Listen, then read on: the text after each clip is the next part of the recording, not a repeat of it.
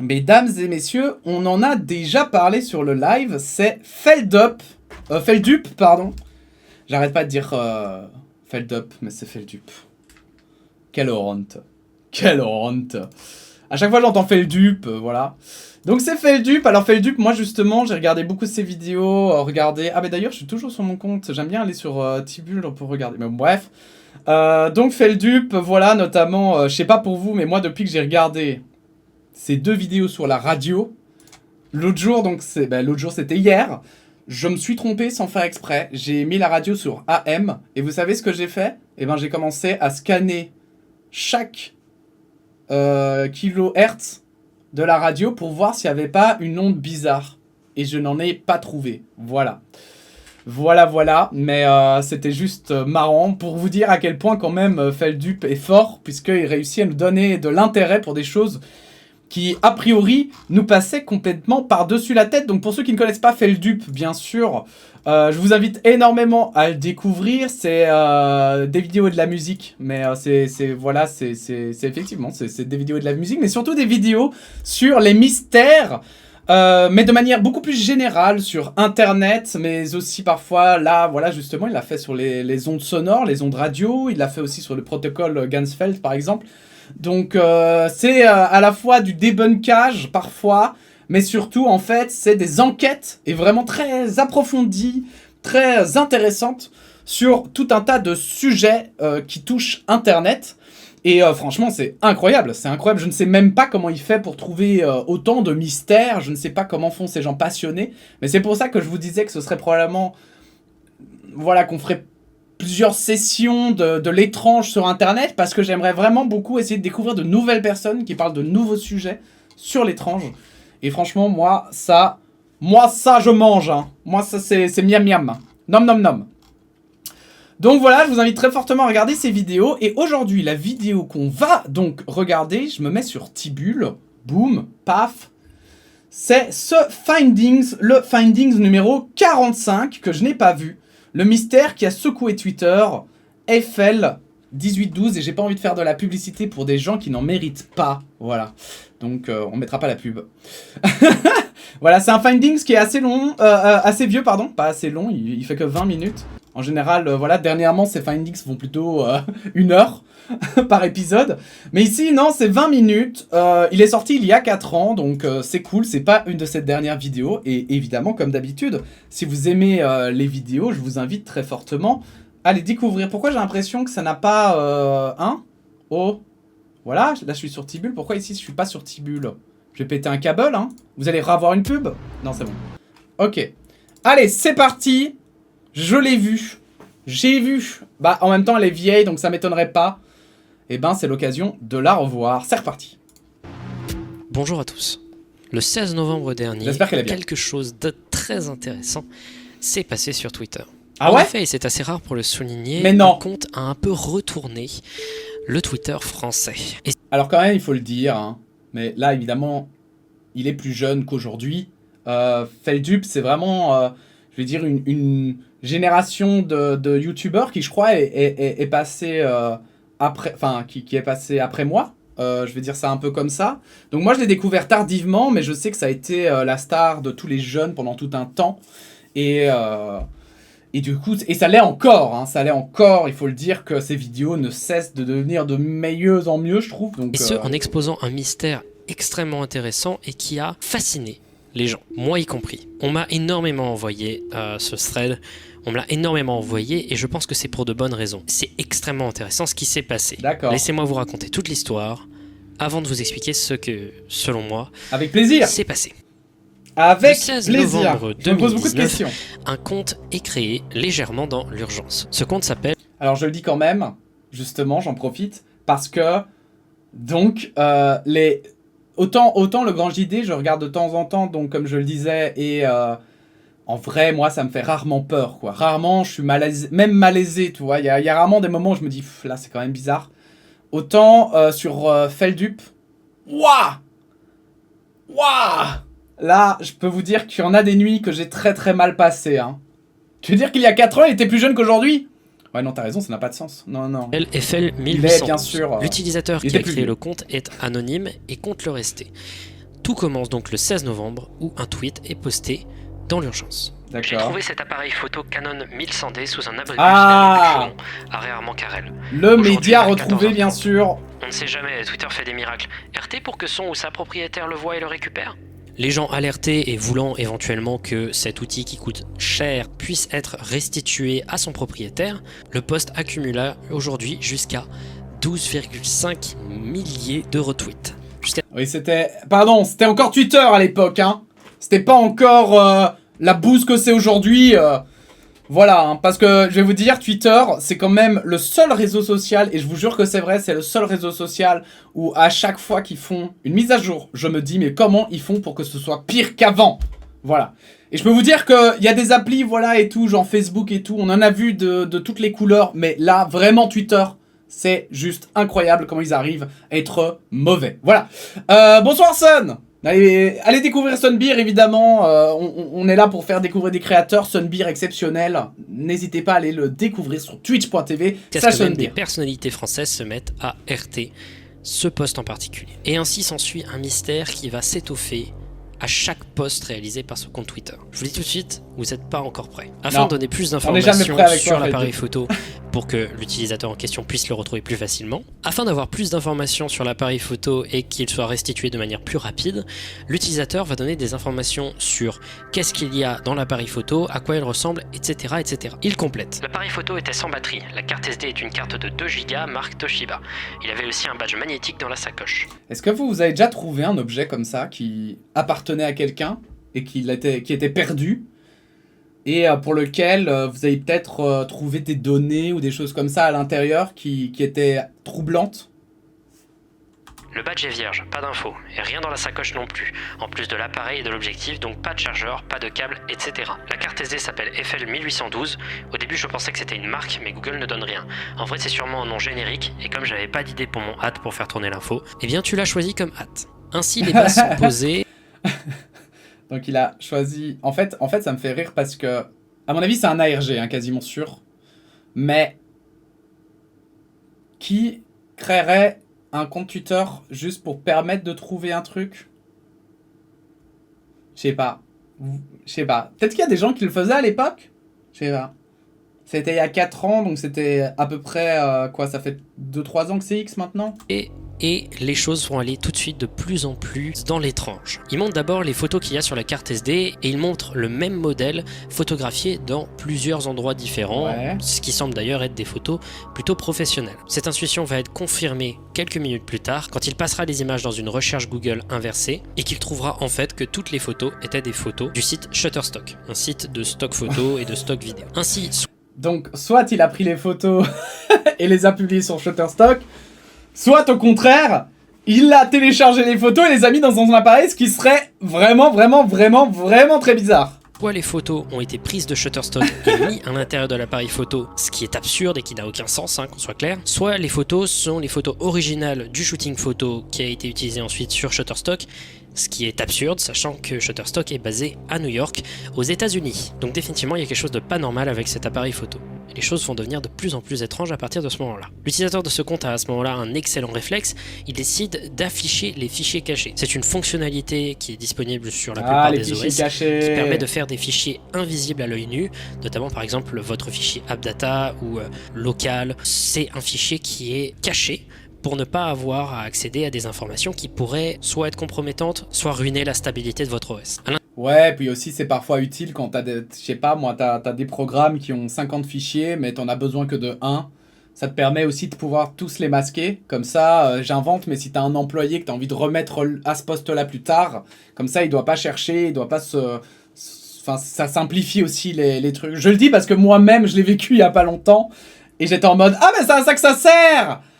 Ah, à l'intérieur, il trouve un fichier caché du nom de .fs event sd. Ce qui l'interpelle le plus, c'est que ce fichier caché compte plus de 50 mégas d'informations, ce qui est énorme et qui ne peut pas être justifié juste par un fonctionnement interne de la carte SD. En allant dans le fichier caché fs event sd et dans un sous-dossier du nom de master, il se retrouve confronté avec une pile de dossiers, toutes comportant un même nombre de caractères semblant complètement aléatoires. Lorsqu'il clique sur l'un des dossiers, il se retrouve dans une même page avec le même nombre de dossiers, avec le même nom.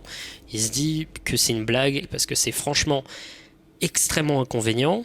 Ou alors il se dit que quelque chose est caché dans une architecture de dossier très complexe, ce qui justifierait l'existence de 50 mégas à l'intérieur de cette carte SD. Alors là, Ouais, parce que ça peut être aussi... Enfin, ça peut être aussi des programmes, ça me fait penser, moi, au répertoire de Windows, qui peut popper par un bug, et qui peuvent popper, et c'est des suites de numéros, de chiffres, de lettres bizarres. Donc ça peut faire flipper, mais en fait, c'est juste les répertoires Windows, et puis voilà. là, il va demander aux gens qui le suivaient sur Twitter, qui à ce moment-là étaient plutôt nombreux, de l'aider à pouvoir trouver l'origine de ces 50 mégas sans avoir à cliquer sur chaque dossier et chaque sous-dossier de chaque sous-dossier. Ce qui prendrait franchement des dizaines d'années. Quelqu'un sur Twitter lui propose d'utiliser un logiciel d'analyse d'espace disque, ce qu'il fait jusqu'à trouver le dossier en question contenant les 50 mégas. Et il trouve une image en .jpg.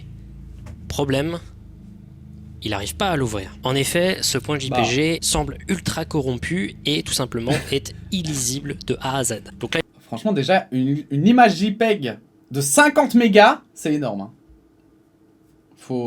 C'est une grande évidemment, photo, il se retrouve un peu bloqué et les gens sur Twitter lui demandent de leur envoyer le code source de l'image. C'est-à-dire d'ouvrir l'image avec non pas un lecteur d'image, mais avec un logiciel de traitement de texte, soit bloc-notes, mais dans ce cas-là, on va utiliser Notepad++, qui est beaucoup plus facile à utiliser pour ce genre de cas où il faut regarder un code source très complexe. Vous connaissez Notepad++, vous?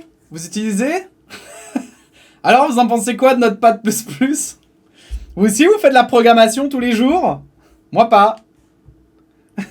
Ah merde, je me suis trompé de touche, pardon. Il se retrouve donc ainsi en face du code source de l'image. Voilà, c'est très joli, mais c'est C'était pas 50 gigas, c'était 50 mégas quand même. très bordélique et on n'y comprend rien. Et quelqu'un lui propose donc de changer l'extension de .jpg à .zip, en pensant donc que c'est un fichier compressé de type par exemple WinRAR ou donc de .zip. Il change donc l'extension et bingo, c'était ça. Mais il se non, retrouve donc ça avec marche, un ça, fichier parfois .zip contenant c'est plusieurs incroyable. autres fichiers. Sauf que Je pas savais de même bol. pas. Je savais même pas que tu pouvais faire ça. Enfin, je sais pas comment l'expliquer, mais j'avoue que je savais pas qu'en voyant juste les données, tu pouvais te faire en fait, c'est un fichier zip. Pour moi, c'était c'est mort quoi. Pour les 50 mégas, il y avait littéralement juste un fichier WAV de Ed Sheeran, Shape of You. En vrai, il n'y a pas que ça, il y a aussi d'autres choses. Ah, la Un loose. fichier README, pour ceux qui savent, c'est un truc assez régulier dans les fichiers compressés. Il y a un fichier README qui vous envoie à une page web, qui vous donne un bloc-notes, qui vous explique donc comment Ça pour une utiliser musique, l'archive. en fait, quoi. C'est notamment le cas lorsque vous craquez un logiciel. Sauf que le fichier README, il envoie pas à un fichier bloc-notes et à juste des lignes de texte. Non, il envoie un compte à rebours. Le compte à rebours marche toujours maintenant et il pointe vers le 18 décembre. Donc 1812, et ça ils s'en rendront compte bien après. Le mec qui possède FL 1812. Ouais, j'avoue que ça- donc oui, ça- le ça 1812 vient de la pas carte SD veut en donc dire tête 18 direct, décembre. quoi. Ensuite, il y a un autre fichier qui s'appelle vCard, et c'est une carte de visite virtuelle. Sur cette carte de visite virtuelle, il trouve un numéro de téléphone, une adresse email et une Ah, adresse cool. professionnelle. La carte de visite appartiendrait à une certaine Adèle V. C'est tout. Il appelle le numéro de téléphone. Parce que ça c'est cool, moi ça m'est déjà arrivé par contre, parce qu'on en parlait tout à l'heure, mais moi j'ai déjà trouvé par exemple enfin c'est pas moi, mais quelqu'un de ma famille avait trouvé un téléphone dans la rue, et grâce à Siri, eh bien j'avais demandé d'appeler un proche, enfin un des parents en fait de la personne, et en l'occurrence du coup ça avait marché, on avait pu la voir au téléphone, et on avait pu dire ah bah il est ici, on avait donné l'adresse et tout, et donc le mec avait pu venir la récupérer. Et c'était un smartphone et tout, donc c'était cool quoi. Mais donc il y a des petites astuces comme ça, si vous trouvez des objets, parce que maintenant avec les mots de passe ça devient de plus en plus compliqué de retrouver le propriétaire parfois, mais il y a moyen, il y a moyen. Il entend des bruits de soufflement, mais juste après, clac, raccroché. Il essaye donc ensuite d'envoyer un mail à l'adresse email donnée sur la vCard, et elle ne donne rien, l'adresse est introuvable. Il retente et il Bizarre, retente d'appeler par bizarre. téléphone, mais la Bizarre. personne nommée Adèle V, possédant donc cette carte virtuelle, semble être injoignable par tous les moyens possibles et inimaginables. Et à force d'appeler, il reçoit un message texte, un message SMS du numéro de téléphone en question, qui lui dit « Vous n'auriez jamais dû appeler ce numéro ». Je rappelle qu'à ce niveau-là, on est toujours le 16 novembre. C'est Parce que en fait c'est toujours la même chose, hein. À chaque fois. Je commence en disant ouais non mais ça c'est un ARG, non mais d'office, ça c'est un scénario, et puis après, toujours au milieu je suis là, Ouais, mais peut-être que c'est pas un scénario. Peut-être que c'est vrai. Mais alors, du coup, il a vraiment trouvé la carte. Mais alors, vraiment, il a fait un compte Twitter et 1000 questions se posent, évidemment. Ça veut dire que le 16 novembre, il s'est passé énormément de choses dans la vie de cette personne. La conversation par SMS continue. Il répond « Vous êtes Adèle ». Elle répond « Vous n'auriez jamais dû prendre cet appareil photo ». Comment voulez-vous que je vous restitue l'appareil ? Si vous avez trouvé ce numéro, c'est trop tard pour l'appareil. Quoi ? C'est quoi le compte à rebours ? Ouais. Vous avez désormais des problèmes qui vont arriver bien avant la fin du compte à rebours. Quoi ? Vous avez 24 heures. Qu'est-ce qu'il y a dans 24 heures ? Je peux toujours appeler la police, je ne vous veux aucun mal. Mais ça, c'est pas le cas de tout le monde. Ne faites rien d'idiot pendant les 24 prochaines heures.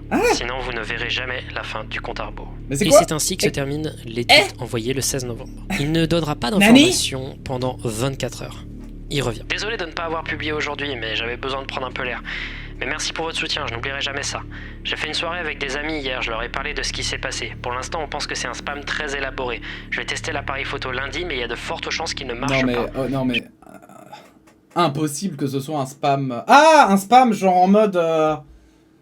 En mode un gars qui lui aurait fait une blague. Mais c'est pas possible. Non, mais même pas possible. Ou alors vraiment par chance. Enfin, non, trop bizarre. Trop bizarre. Trop bizarre. Mais souvent, quand je vois des trucs comme ça, je me dis, mais il faudrait que quelqu'un le fasse, quoi. Si c'est pas encore fait, il faudrait que quelqu'un le fasse. J'ai rien fait d'idiot, qu'est-ce que ça veut dire en vrai ? Et j'ai même fini par presque ne plus y penser. J'ai passé l'après-midi avec d'autres potes, jusqu'au moment où j'ai reçu ça. Il reçoit une invitation sur Facebook d'une certaine Cécile. Sur le moment, on pourrait juste dire qu'on s'en bat les couilles, sauf que non. Cécile a comme photo de profil une des photos Shutterstock qui était disponible sur l'appareil photo qu'avait trouvé le posteur original. Par réflexe, il lui envoie par AMP. On se connaît ? Ce à quoi elle répond, ça fait 24 heures. Et ce, 24 heures pile après la réception du dernier message SMS qu'Adèle lui avait envoyé. Il lui répond... Bon, après, si c'est un ARG, il y a mon moyen. Avez-vous prévenu la police ? Pourquoi j'aurais prévenu la police ? La police ne voudra jamais récupérer l'appareil. Personne ne le prendra. Là, il commence à jouer le con, il fait genre, il comprend rien de ce qui se passe. Quel appareil ? Je ne comprends pas ce que vous voulez dire. C'est votre choix. Donc ça marche pas. Et là, il se prend un vent monumental. On peut se tutoyer ? J'aime pas vous voyez par internet. Si vous voulez. Et ça, c'est la tête que tu fais quand... Ok. J'ai vu direct aussi, ouais. Quand on est dans l'intrigue, on est là. Oh, de changer de stratégie de communication et il lui envoie de manière frontale « Es-tu Adèle ? Oui. Prouve-le. » Pas de bol, ça la fait se taire. Sauf que quelques minutes plus tard, elle lui envoie une adresse, la même qu'il y avait sur la Vcard, et elle précise que ce n'est pas son adresse personnelle, mais que c'est celle qu'elle donne aux gens. Sauf que là, il y a quelque chose qui commence à arriver. En fait, ce qui est étrange et ce qui peut être aussi bizarre dans les ARG, parce que ça pourrait être un ARG, mais aussi parfois il y a des gens qui font exprès, je vais dire comme ça, mais de lancer le scénario et de créer leur ARG, mais au travers d'autres personnes, quoi. Genre par exemple ici, en faisant mine de perdre son appareil photo, tout en le laissant en fait finalement à côté de quelqu'un où tu te dis ah lui il a l'air, je sais pas moi il a l'air jeune par exemple, donc peut-être qu'il est sur internet et peut-être qu'il va en parler, quoi. Comme ça pourrait être aussi simplement le gars qui invente lui-même tout le scénario de A à Z, quoi. Mais ouais, beaucoup de questions. Parce que je vois pas pourquoi la police prendrait pas l'appareil photo. Enfin, bonne chance, quoi. Bonne chance pour que ce soit vrai, ça. Que le 75025 qu'il y a sur l'adresse, bah c'est pas un code postal. Ce n'est pas une adresse postale. En effet, le 75025 ne correspond à rien en France. Si on se garde ce 75025, ça voudrait dire qu'il existerait un 25e arrondissement de Paris. Ce qui est absurde. Il demande donc c'est quoi c'est l'Elysée, c'est l'Elysée. Il répond bon code postal. Et il répond c'est la maison de Macron. C'est un CEDEX ou un faux. Et elle lui répond froidement pourquoi ? Vous êtes facteur ? Elle a beaucoup d'humour. Il y a une certaine violence qui arrive avec ce compte Facebook, j'adore ça. Qu'est-ce que vous voulez ? Simplement m'assurer que je peux avoir confiance en vous. Je ne fais pas confiance aux inconnus sur internet. Tu devrais faire pareil. Vous avez raison. Nous devrions nous rencontrer. Que diriez-vous d'une pizza ? Et sur le moment, il se dit il y a juste quelqu'un qui se fout de sa gueule. Hein, du coup, il répond avec humour. D'accord, mais seulement si. Sauf que pas de bol, c'était une sorte de message subliminal qu'elle lui envoyait. En effet, quelques minutes plus tard, ça toque à sa porte et on lui donne une pizza. Oh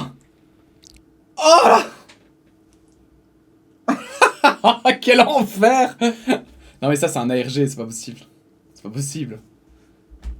C'est pas possible. Avec ça. À l'intérieur de la pizza, un message disant attends mes instructions.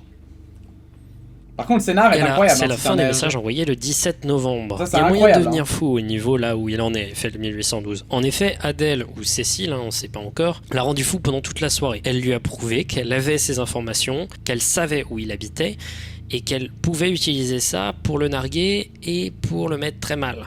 En fait, ce qui est marrant en plus, c'est qu'il y a 4 ans, j'aurais jamais cru, j'aurais fait n'importe quoi, machin et tout. Mais en vrai, aujourd'hui, il est clair et net que c'est hyper facile de localiser quelqu'un.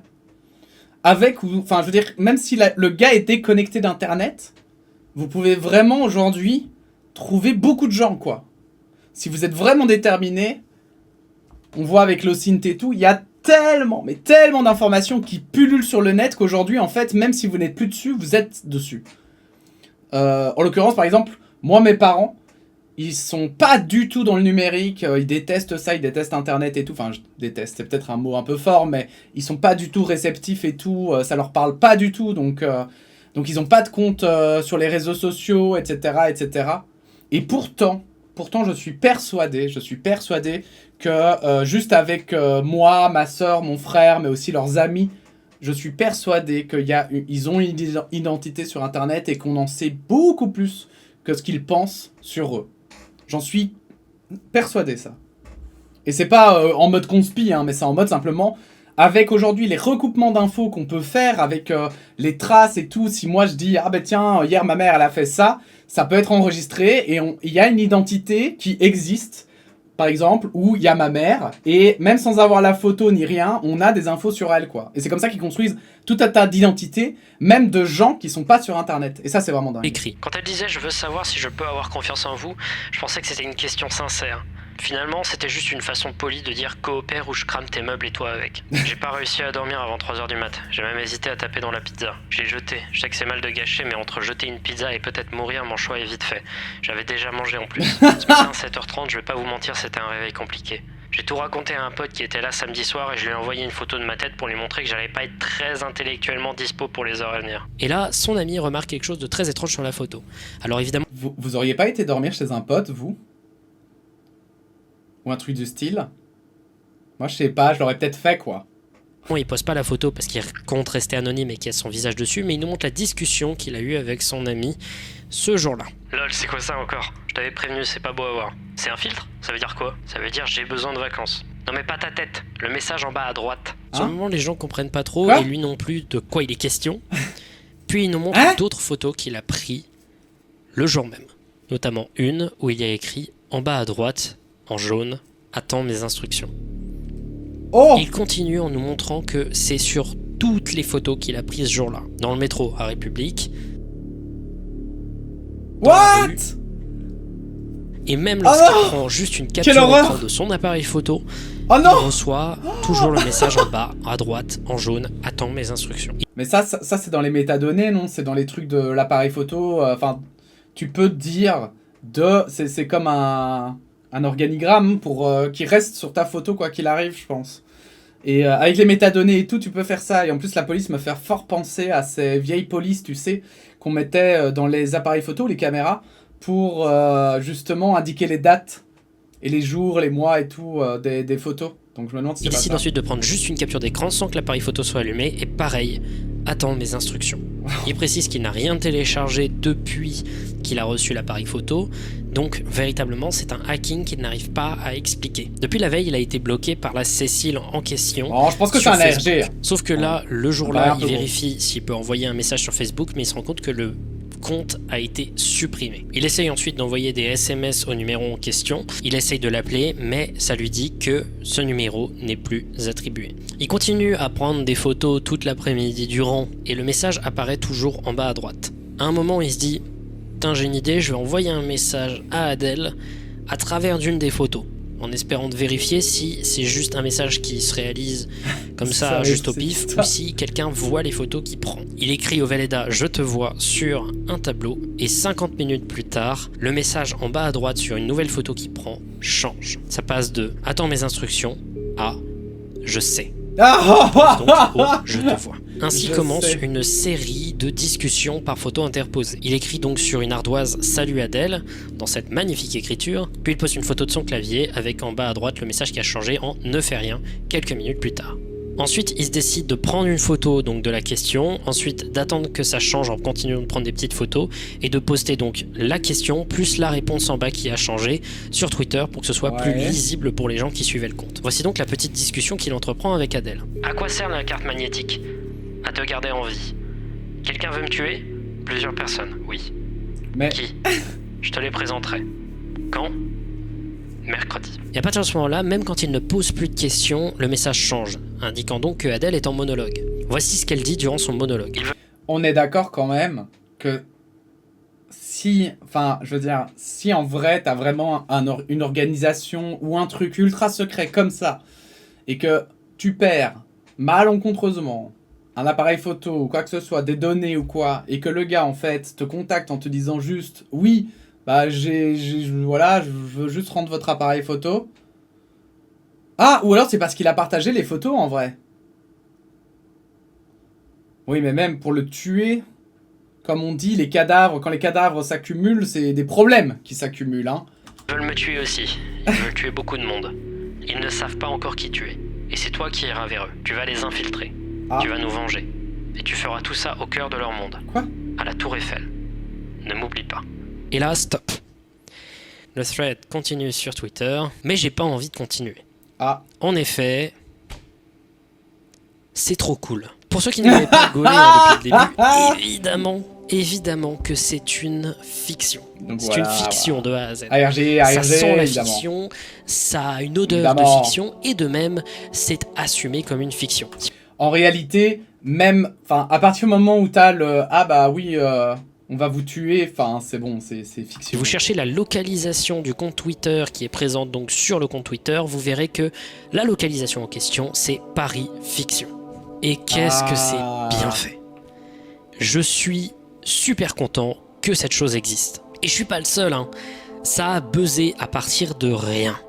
C'est un truc de fou, tout le monde se mettait à RT ce post parce qu'il y a eu une accroche à l'ARG qui était absolument brillante. L'idée de l'outil qui a été... Mais je trouve que l'idée brillante aussi, dans les ARG, qui est vraiment très forte, c'est ce côté de...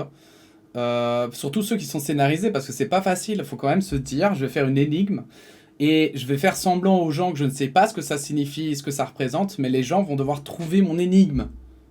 Et donc tu te lances un petit peu dans l'inconnu quand même, faut le dire. Non mais faut le dire. Et donc moi c'est ça que je trouve pas facile, c'est de jouer la méconnaissance, tu sais. Faut être là en mode ah bah je sais pas moi, alors qu'en fait tu sais très bien ce que t'es en train de faire. perdu et qu'il faut retrouver, ça capte l'attention des gens, qu'il y ait un mystère ou pas. Et donc utiliser cette manière de réaliser des tweets, ça a permis d'hameçonner plein de gens et de faire un thread qui marche. Mais c'est pas tout. Parce que ce n'est pas un thread en réalité, c'est plus un ARG qu'un thread. C'est la première fois que je parle d'un truc qui est vraiment un ARG qui est réalisé en France. Déjà premièrement parce qu'il y a une participation de la communauté qui... Entre-temps, il en a parlé d'autres ARG qui ont eu lieu en France, je vous le dis quand même. Donc si ça vous intéresse, n'hésitez pas à aller voir les vidéos, hein, c'est le but. Qui est grandiose, voilà. L'interaction est extrêmement bien réalisée. Le mec est présent, il répond énormément aux messages. Tout semble... fluide et cohérent avec le personnage qui se crée, qui en plus de ça, et je l'ai pas assez montré dans cette vidéo, est ultra attachant. Le mec il fait des blagues qui ne cassent pas l'ambiance, c'est juste la réaction normale de quelqu'un qui utiliserait Twitter, parce que Twitter, on a cette image dans la tête que les gens qui l'utilisent doivent faire des blagues, et c'est cohérent donc avec le comportement qu'a la personne qui possède le compte. De même, le mystère n'est pas que sur Twitter.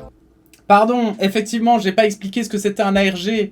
Un ARG, c'est un Alternative Reality Game en anglais. Donc un jeu dans la réalité, mais dans une réalité alternative. Donc c'est une sorte de roleplay en fait. Hein. Un roleplay, mais c'est toujours donc en fait un scénario fictif, mais qu'on ancre dans le réel via soit des énigmes, comme vous le voyez, soit des mystères qu'on parsème. Ça peut être sur des murs dans la ville, ça peut être par des messages sur Internet, etc. Donc voilà, c'est ça un ARG, c'est une sorte de jeu d'énigmes virtuelles, enfin d'énigmes scénarisées, mais dans la réalité, quoi. Et ce qui est très très chouette, moi je trouve. Hein, c'est vraiment, ça fait vraiment chasse au trésor. C'est hyper cool. Et il y en a vraiment des dingues, il y en a vraiment En des effet, dingues. ça continue Je vous conseille énormément très et je pense fortement que de ça les va continuer jusqu'au découvrir. 18 décembre, date de la fin du compte à rebours. Et au fur et à mesure du temps, ça n'est pas baissé en qualité, ça a même plutôt monté. Tout ne se passe pas sur Twitter, il y a même eu un moment où il fallait aller sur un live stream qui a duré plusieurs heures sur YouTube, c'était un truc de malade. Et le mystère continue et continue et continue, et ça devient de plus en plus chépère, bizarre, étrange, tout en restant passionnant. J'aime énormément. Je trouve que c'est qualitatif. Je trouve. J'adore ses coupes parce que à chaque fois que je vois des vieilles vidéos de lui, par rapport en plus particulièrement à maintenant où il lèche de plus en plus ses vidéos et tout, ça me fait trop rire parce que il y a des coupes, on les comprend pas.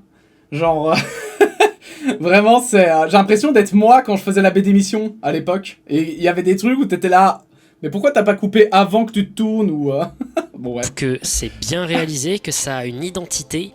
Et la suite de l'ARG est quand même assez intéressant et j'aime beaucoup la direction que l'ARG prend. Alors je reviens en off parce que j'avais oublié d'enregistrer cette partie, mais il est quand même important de parler des défauts de cette ARG parce qu'il y en a. Alors je vais pas pinailler comme un gros relou, on pourrait trouver des défauts dans n'importe quelle œuvre parce que rien n'est parfait, mais il y en a un qui moi m'énerve un peu, c'est vis-à-vis de l'immersion et du fait que l'ARG assume peut-être un peu trop le côté fiction. En effet par exemple le tweet épinglé c'est une sorte de sélection de chapitres, alors c'est pratique pour que les gens commencent à regarder l'ARG dans l'ordre etc. Mais ça casse tout le côté petit mec qui découvre un truc et qui veut le partager.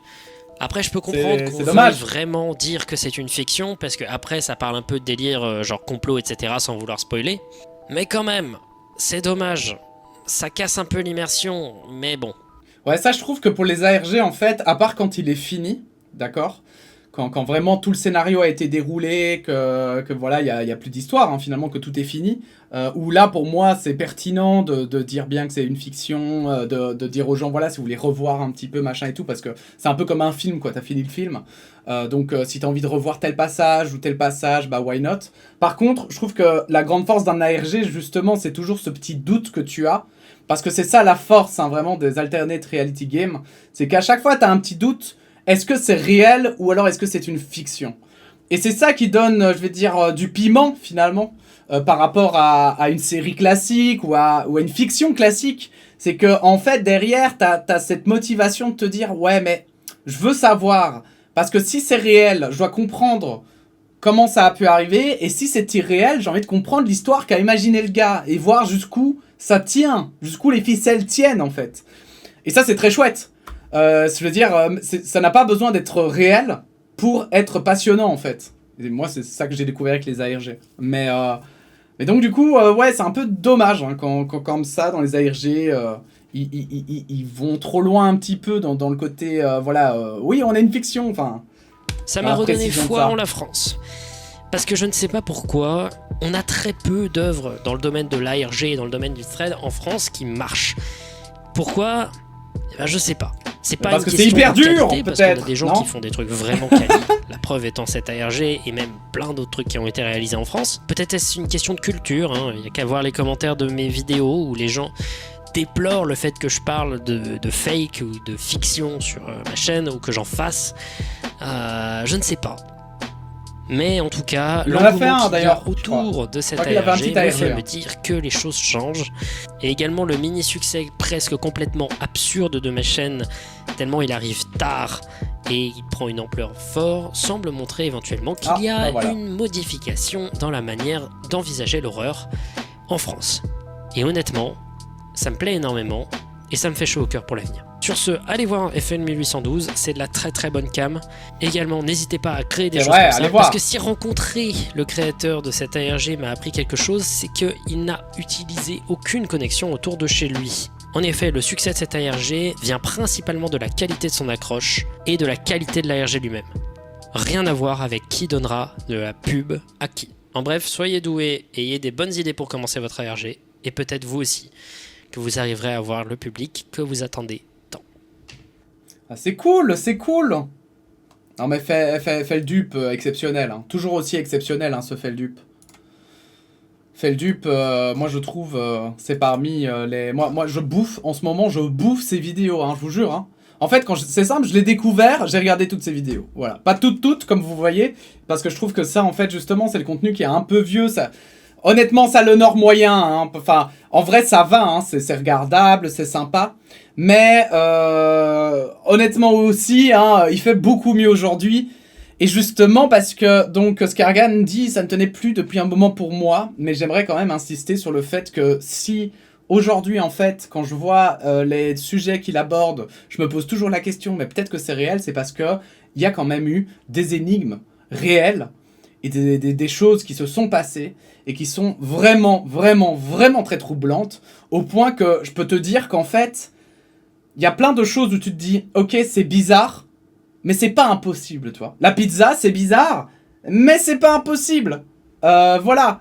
Donc, parce que tu peux récupérer l'IP et tout, c'est assez facile en vrai de pouvoir un petit peu deviner où habite quelqu'un et tout. Maintenant, on est d'accord, c'était quand même il y a 4 ans et tout. Donc les outils d'aujourd'hui n'étaient pas encore présents. Mais malgré tout, moi j'avoue que depuis que je regarde Feldup, il y a beaucoup de choses sur lesquelles je me suis dit putain mais il y a des vrais mystères, il y a des vrais...